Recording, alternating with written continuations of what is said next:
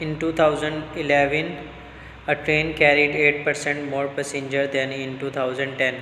In 2012, it carries 8% more passenger than in 2011. Find the percentage increase in the number of train passenger from 2010 to 12. तो यहाँ पे 2010 में passenger जितने थे 2011 में उनमें 8% पैसेंजर का इजाफ़ा हो गया था। और इसी तरह जो 2011 में पैसेंजर थे 2012 में जाते हुए ट्रेन के पैसेंजर में फिर दोबारा 8% इजाफ़ा हो गया था। हमें बताना है कि कितने परसेंटेज इंक्रीज़ हुई थी पैसेंजर की 2010 से 12 तक। तो let the number of passenger in 2010। फ़र्ज़ कर लो हमारे पास जो स्टार्टिंग ईयर था 2010 उसमें पैसेंजर की तादाद x थी, कुछ भी हो सकती है तो हमने उसको x का नाम दे दिया। अच्छा, यहाँ पे ईयर्स आएगा, passenger percentage increase, percentage passenger increase. 2011 में पैसेंजर की तादाद क्या थी? x थी, मतलब 2010 में क्या थी? x थी।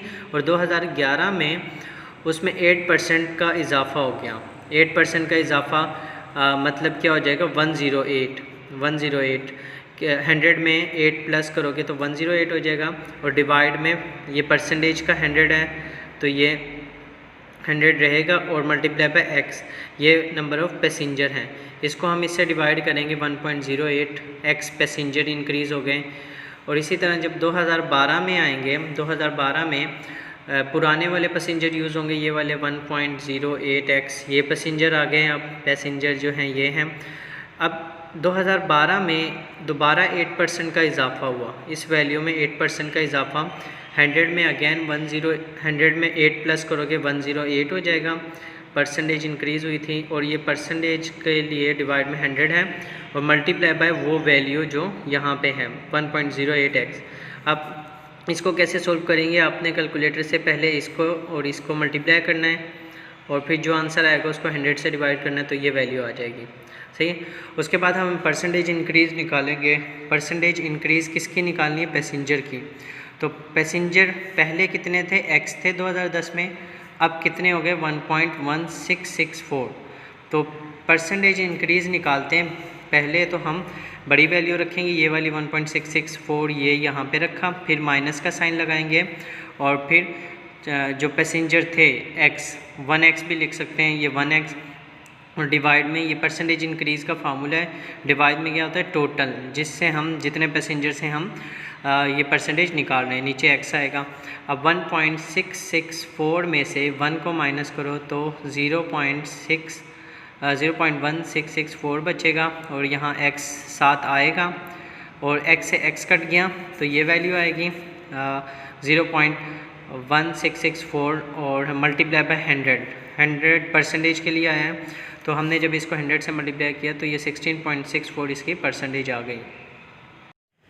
क्वेश्चन नंबर 12 सॉल्व करेंगे। The production cost of a printer consist of the cost of raw materials at $100।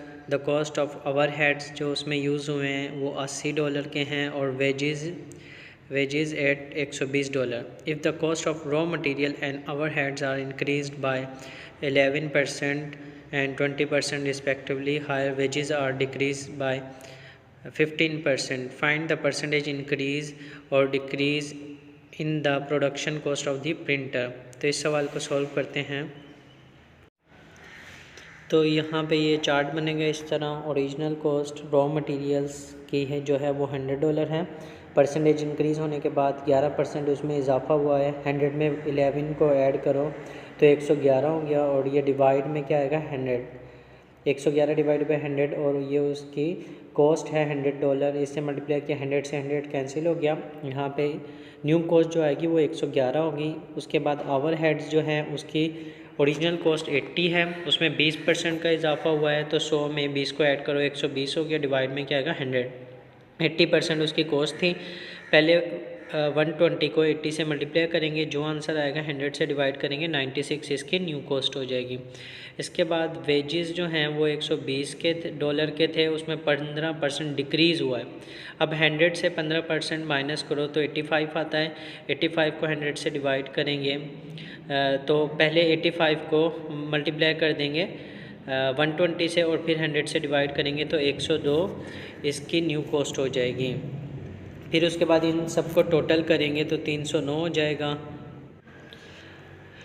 Total करेंगे इसका 111 प्लस 96 प्लस 102 तो ये 309 हो जाएगा। और यहाँ पे ओरिजिनल कॉस्ट को भी प्लस करेंगे 100 प्लस 80 प्लस 120 ये 300 हो जाएगा।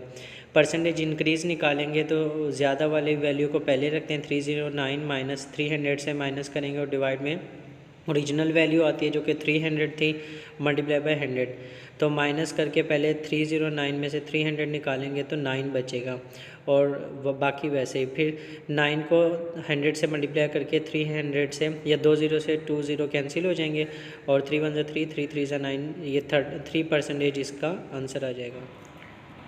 क्वेश्चन नंबर 13 सॉल्व करेंगे। Every year the value of a condominium in Singapore appreciated by 50% of its value in the previous year. देखो ये कॉन्डोमिनियम की जो वैल्यू है उसमें हर साल अप्रिशिएट का मतलब होता है इंक्रीज़ होना, उसकी वैल्यू में 15% इजाफा होता है जो उसकी वैल्यू पिछले साल थी। फ़र्ज़ कर लो 2010 में उसकी वैल्यू 20 रुपये थी, 2011 में उसकी वैल्यू जो होगी वो 50% इंक्रीज़ हो के फिर उसकी वैल्यू हो जाएगी।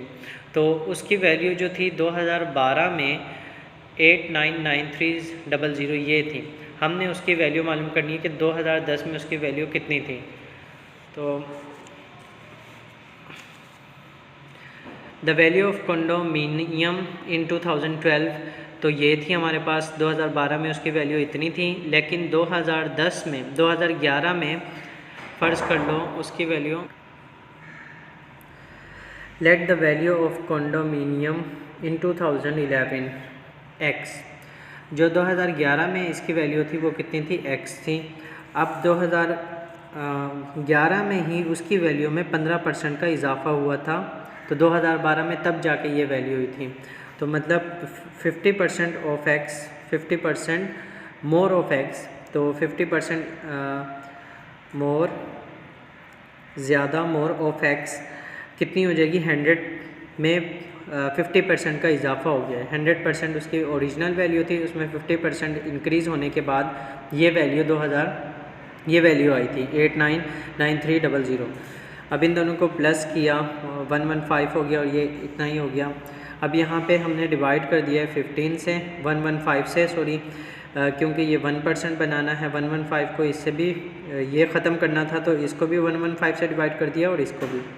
ये दोनों कैंसिल होके यहाँ पे 1 बच गया और इसको हमने डिवाइड किया तो 7820 आ गया।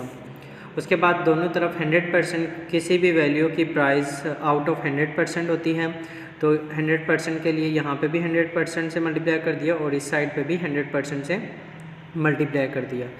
तो 100% के बाद मल्टीप्लाई करने से उसकी ये वैल्यू आ गई। और the value of condominium in 2011 was, जो 2011 में थी 780000, ये उसकी ओरिजिनल वैल्यू, ये उसकी वैल्यू 2011 में थी। अब हम 2010 में इसकी वैल्यू मालूम करेंगे। 2010 में इन 2010 जो उसकी 100% में दोबारा 2010 में एक्स जो भी वैल्यू थी उसमें दोबारा 15% इजाफा हुआ था, तो इजाफे के बाद 115% हो गई थी। ये वैल्यू 115% की है। हम इसको दोबारा 115 से डिवाइड करेंगे ताकि ये 1 आ जाए। ये कटने के बाद 115 कटेगा, 1% आ गया। इसको डिवाइड किया 6800 आ गया। अगेन 100 से मल्टीप्लाई किया यहाँ पे भी और यहाँ पे भी 100 से मल्टीप्लाई किया, तो इसको 100 से मल्टीप्लाई करने के बाद ये वैल्यू आ गई। और ये जो वैल्यू है 684040, ये 2010 की वैल्यू है, कॉन्डोमिनियम की 2010 की वैल्यू ये है।